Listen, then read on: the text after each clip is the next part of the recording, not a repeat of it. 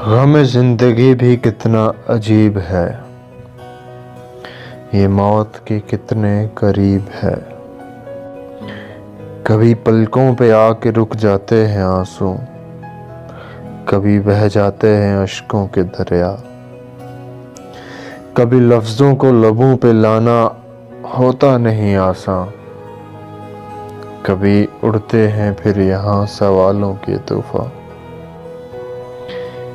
कोई मुझे बताए इस मर्ज की दवा क्या है, मौत या जिंदगी इनमें बेहतर क्या है।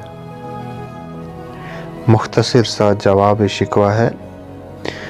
वो जिंदगी जिसमें मुश्किलें ना हों, वो जिंदगी जिसमें मुश्किलें ना हों, वो जिंदगी ही क्या है। यूं तो हर हाल में जिंदगी को तरजीह है मौत पे। यूं तो हर हाल में जिंदगी को तरजीह है मौत पे। मौत अगर हो राहे खुदा में तो उससे बेहतर और क्या है।